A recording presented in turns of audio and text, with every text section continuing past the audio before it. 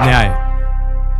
न्याय एक ऐसी चीज होती है, अगर किसी को न्याय मिल जाए तो वो चैन की सांस ले सकता है, और अगर किसी को न्याय नहीं मिला तो वो वहीं पे अपनी सांसें रोक लेता है। आज की ये जो कहानी है, ये न्याय और हमारे भारत देश के एक ऐसे अदालत की है जो कि बहुत पुरानी है। एंड ये एक ऐसी अदालत है ना गाइस कि यहाँ पे ऐसे कठोर डिसीजंस लिए गए हैं अपने पूरी जिंदगी भर में। ऐसे ऐसे गुनहगारों को यहाँ पे सजा दी गई है जो कि शायद से उसको वो लोग गिल्टी थे, इसके लिए उनको बोली सजा दी गई। लेकिन यहाँ पे कुछ ऐसे और भी डिसीजंस लिए गए थे जिसके वजह से लोगों को बहुत ज्यादा सफर करना पड़ा था। और उन डिसीजंस के वजह से ही, उन्हीं गलत न्याय के वजह से उस अदालत में आज भी ऐसे बहुत सारे आत्माओं का बसेरा है। हॉन्ट करती है वो आत्माएं यहीं पे। आज की ये कहानी एक वकील की है। एंड ये कहानी कुछ ऐसी है कि अगर आप इसे एक बार सुन भी लोगे ना गाइस, तो आप ना अगली बार कभी भी किसी भी कोर्ट की सीढ़ियां चढ़ने से पहले एक बार रुक जाओगे ना, आप सोचोगे कि इस अदालत में इसके जिंदगी भर में ऐसी ऐसी खौफनाक हादसे हुए रहेंगे जिसके वजह से शायद से मुझे थोड़ा बहुत चौकन्ना होना चाहिए इस अदालत में खड़े होने से पहले। अब ये वीडियो शुरू करने से पहले ऐसे ही और horror, mysterious and historical videos देखने के लिए सब्सक्राइब कर दीजिए इस चैनल को। अब ये कहानी शुरू होती है। गाइस, ये कहानी है मनमोहन घोषाल की, जो कि कोलकाता हाई कोर्ट के एक लॉयर थे। एंड ये जो हादसा है ना, ये कुछ साल 2022 के अराउंड का था, जब मनमोहन घोषाल जस्ट अभी रिसेंटली ही एक बहुत बड़ा केस जीते थे। एंड बहुत टाइम हो गया तो उनको अपने दोस्तों के साथ टाइम स्पेंड किए। एंड उन्होंने कहा कि अभी बहुत वक्त भी हो गया और ऊपर से आज हम लोग एक बहुत बड़ा केस भी जीते हैं, तो फिर कोर्ट के पास में ही एक बहुत अच्छा खासा रेस्टोरेंट है, हम वहाँ पे जाते हैं और इन्जॉय करते हैं। थोड़ा हमको अपना माइंड फ्रेश करने की भी ज़रूरत है क्योंकि बहुत ज़्यादा नेगेटिविटी हो गई है। वो लोग गए उस रेस्टोरेंट में, रात भर अपनी वहाँ पे उन्होंने निकाली। अभी लेट बहुत ज़्यादा हो रहा था एंड मनमोहन का कहना था कि बहुत रात हो गई है अभी और कल सुबह सुबह हमें कोर्ट भी पहुँचना है, सो इट्स बेटर कि अभी हम लोग निकल जाते हैं। वो लोग जैसे ही उस रेस्टोरेंट से बाहर निकले ना गाइस, बाहर देखा कि बाहर एकदम सन्नाटा था, एकदम सन्नाटा। बस रात का अंधेरा था और कुछ नहीं, आसपास कोई भी नहीं दिख रहा था, सब शांत हो चुका था। अब इतनी रात हो ही रही थी तो फिर सब लोग ने ये वाली बात डिसाइड करी कि ऑलरेडी हमको कल तो मिलना ही है, तो अभी फिलहाल के लिए हम लोग यहाँ से चले जाते हैं। फिर उन सब ने अपना अपना रास्ता पकड़ लिया एंड वो एक राइट वे के डायरेक्शन में चलने लग गए क्योंकि वहीं से हाईवे आता था। लेकिन जो मनमोहन था ना, वो लेफ्ट में जा रहा था जहाँ पे कोर्ट है। तो फिर मनमोहन का जो दोस्त था वजहरी, उसने उसको रोका एंड कहा कि आप वहाँ क्यों जा रहे हो यार, राइट साइड में हाईवे आता है, आपको कोर्ट की तरफ क्यों जा रहे हो आप। तो फिर उसने बोला कि मुझे बहुत जोर की वॉशरूम आ रही है एंड जिस रेस्टोरेंट में हम लोग गए थे वहाँ पे थे ही नहीं, सो मैं जाके आता हूँ। फिर वजहरी ने कहा कि चलो ठीक है, रेस्टोरेंट में वॉशरूम नहीं था, मुझे समझ में आ रहा है, लेकिन तू ये सब एक सिर्फ वॉशरूम जाने के लिए तू जज के कोर्ट में क्यों जा रहा है? यहीं पे कहीं पे तू सड़क पे भी तो कर सकता है, यहीं पे कहीं पे कर ले और उसके बाद चल घर पे जाते। फिर उसके बाद ऑफ कोर्स ऐसा तो किसी को नहीं करना चाहिए, ये लोग वकील है, ये लोग काफ़ी ज़्यादा एजुकेटेड है। एंड जो मनमोहन था वो इसी चीज़ को, अपने प्रिंसिपल्स को रखना चाहता था अपने तक, एंड उसने बस इग्नोर किया वजहरी को एंड वो चला गया कोर्ट के अंदर। फिर वजहरी ने भी बोला अभी इतनी रात हो रही है एंड ये वैसे भी 10 मिनट में तो बाहर आ ही जाएगा, तो मैं रुक जाता हूँ थोड़ी देर के लिए, यहाँ पे बाहर बैठ जाता हूँ एंड जैसे वो आएगा फिर हम लोग साथ में घर की तरफ निकल जाएंगे। और गाइस, जितना उजाला सुबह सुबह होता है ना अदालत में, उतना ही ज़्यादा अंधेरा होता है रात के वक्त। एंड कोई भी अगर जाएगा ना तो डेफिनेटली डर ही जाएगा। एंड जब वो भी वहाँ पे पहुँचा मनमोहन, तो वो भी अंदर देख सकता था कि चारों तरफ सिर्फ और सिर्फ अंधेरा है और बस थोड़ी सी चांद की रोशनी आ रही है। ऊपर एक खिड़की थी वहाँ से, लेकिन स्टिल उसको बिल्कुल भी डर नहीं लग रहा था बिकॉज वो ये सारी चीज़ों को ना बहुत एज अ चैलेंज लेता है। वो बिल्कुल भी नहीं डरता, ये सबसे पढ़ा लिखा है, वकील है, सो ऑफ कोर्स वो अपने प्रिंसिपल के साथ हमेशा ही स्टैंड करता है कि नहीं मैं नहीं डरूंगा। लेकिन उसे ना बाथरूम में जाना था एंड बाथरूम जाते वक्त ना एक कॉरिडोर आता है बीच में जहाँ पे थोड़ा सा भी उजाला नहीं था, एकदम अंधेरा था, एकदम अंधेरा। एंड जब मनमोहन उस रात के अंधेरे में उस अदालत के कॉरिडोर में चल रहा था, तो उस वक्त ना चलते चलते उसको अचानक से पायल की आवाज़ आई एंड उसके जो पाँव थे ना वो वहीं पे थम गए। वो आगे बिल्कुल भी नहीं बढ़ पा रहा था। फिर भी वो बहुत ज़्यादा हिम्मत करने की कोशिश कर रहा था ना, उसके दिमाग में बस ऐसे चल रहा था कि अंधेरा है, अंधेरे में अलग अलग आवाज़ें सुनाई देती है, अलग अलग चीज़ें दिखाई देती है जिसे हेल्यूसिनेशन कहते हैं। तो स्टिल उसने थोड़ी बहुत हिम्मत करके पीछे की तरफ देखा।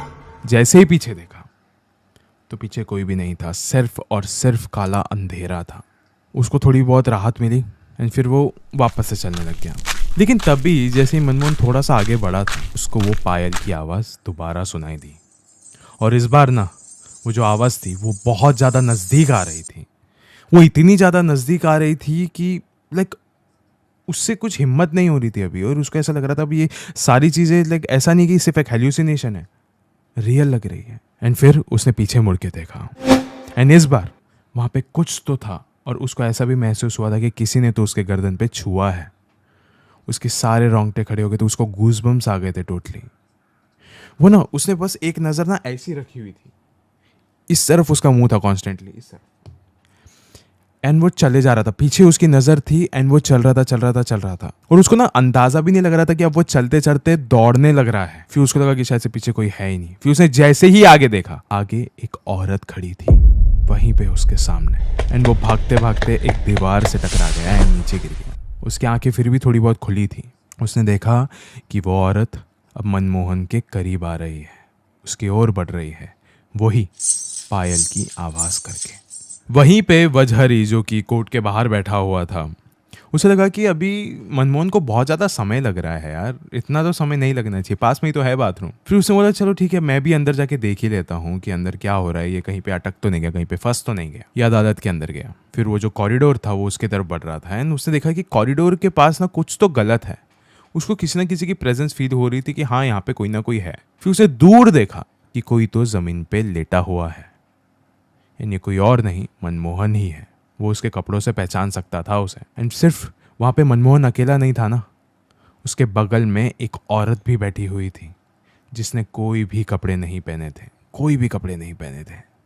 और इस समय वजहरी बहुत ज़्यादा डर चुका था, कांपने लग गया था वो, लेकिन फिर भी अपने दोस्त को बचाने के लिए वो उसके नज़दीक जाने लग रहा था। लेकिन जाते समय ना उसने देखा कि ये एक नॉर्मल औरत जैसी ही है, जैसे एक नॉर्मल इंसान होता है वैसा। बाल है उसके अच्छे खासे खुले बिखरे हुए, बस उसने कुछ कपड़े नहीं पहने हुए। फिर वो जैसे ही उसके नज़दीक पहुंचा, उस औरत ने पीछे पलटा, एंड इस वक्त वजहरी शॉक था, क्योंकि जब तक वो देख रहा था उस औरत के बाल थे, लेकिन अभी उसके बाल तो क्या, उसका सर भी नहीं था। जैसे ही उस लड़की ने, उस औरत ने वजहरी को देखा, वो वहां से भाग गई।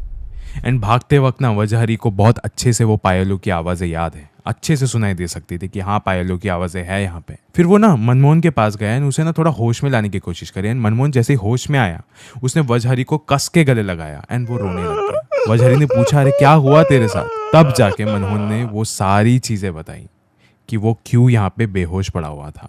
तो ये बात ऐसी थी कि मनमोहन उस औरत को देख के नीचे गिर गया, एक दीवार को टकरा के।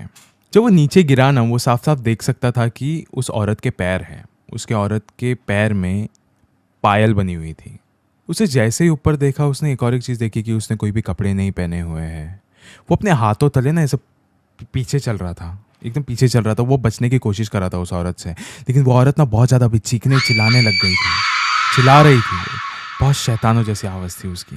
फिर जो मनमोहन था वो भागने की कोशिश कर रहा था, लेकिन उस औरत ने उसे पकड़ लिया था। एंड फिर उसे पकड़ने के बाद वो औरत सीधा मनमोहन के ऊपर बैठ गई। ना जाने वो उसके साथ क्या करना चाहती थी, लेकिन वहीं पे मनमोहन बेहोश हो गया।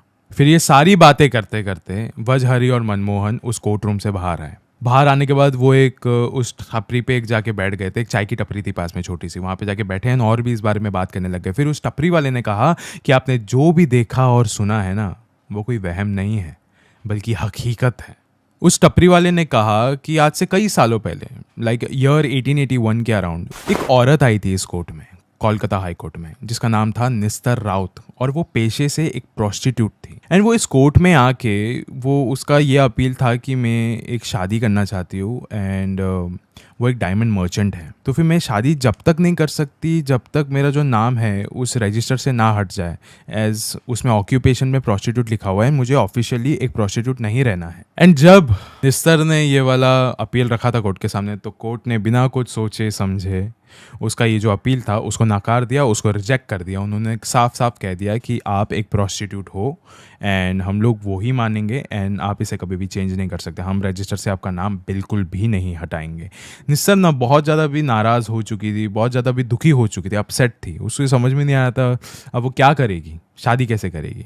फिर ये सब कुछ सोचने के बाद उसने सोचा कि चलो मैं जाती हूँ अपने उस फियांसे के पास है ना, उसको जाके उससे जाके बात करती हूँ, जो कि डायमंड मर्चेंट था। वो जैसे ही उसके घर पे पहुंची उसने देखा कि उसको पुलिस लेकर चले जा चुकी है, उसको रॉबरी के इल्जाम में गिरफ्तार कर चुके हैं। इस वक्त निस्तर एक बहुत ही ज़्यादा गलत हालत में थी, उसको समझ में नहीं आ रहा था उसके लाइफ में क्या हो रहा है, अब वो क्या करेगी। एंड जब बहुत सारे लोगों ने उसकी पूछताछ करनी चालू करी तो सबको निस्तर के बारे में कुछ पता ही नहीं चल रहा था कि वो गई कहाँ पे है। फिर पुलिस ने भी अभी छानबीन करनी चालू कर दी थी। फिर उनको फाइनली जाके निस्तर मिली, उनके जो वो डायमंड मर्चेंट था उसके गार्डन में मिली, गार्डन में दफनाई गई थी वो निस्तर। जब वो देख रहे थे निस्तर को तो उसके बदन में कोई भी कपड़ा नहीं था, पूरी तरीके से नेकेड थी वो, उसकी गर्दन भी नहीं थी, कटी हुई थी गर्दन। सिर्फ उसके पूरे बदन में अगर कुछ था तो वो थी उसकी पायल, जिसकी आवाज़ें सुनाई देती है। और वो दिन है और आज का दिन, ये वाली बात कही जाती है कि कोलकाता हाई कोर्ट में निस्तर की आत्मा आज भी भटकती है और किसी को भी आधी रात में वहाँ पे आने नहीं देती क्योंकि उसे न्याय नहीं मिला। एंड इस कोलकाता हाई कोर्ट की ये जो कहानी है ना, ये यहीं पे ख़त्म नहीं होती है। कोलकाता हाई कोर्ट में एक और एक कहानी थी जो कि 19th सेंचुरी की है। 19th सेंचुरी में ना एक आदमी रहा करता था जो कि एक पोएट था, उसका नाम था तपीस।